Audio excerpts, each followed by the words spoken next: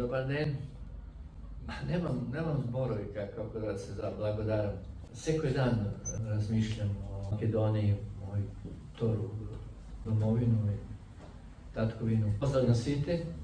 Ja sam sretan da smo danas ovdje i sa mojim igračima i sa prijateljima.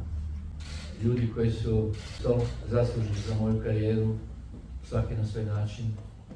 Igrači, ljudi koji vode rukomet. To je stvarno, ostalo mi je da pišem knjige. Mogu vam reći da unutra nisam zaboravio da se zablagodaram svima koji su pomogli da te medalje osvojim u životu. Želim dvije stvari reći. To je Makedonija primjer, možda netko možda ne zna.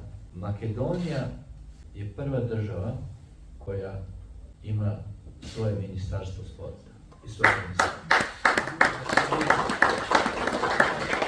I to je bio moj igrač, naš igrač.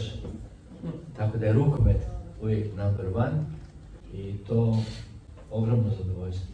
Mislim da niko ne može u ovom trenutku, a Makedonija je primjer i poniznosti, koji su lijepo primili ljude. Mislim, najbolje se osjećam, najsigurniji sam ovdje, najsigurniji i na tome blagodaran, mislite. Mislim da sport je jedini u ovom času koji može okupiti ljude.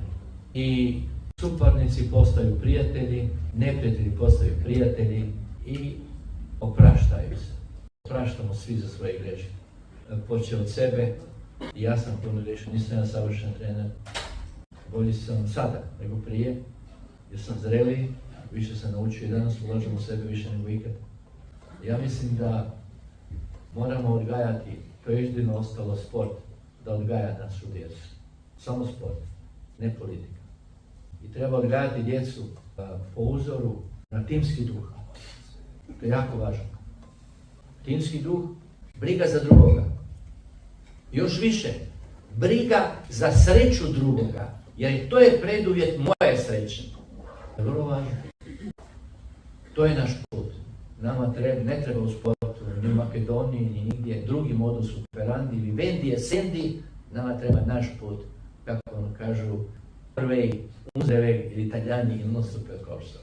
Blagodaram na svite i vidimo se u moru.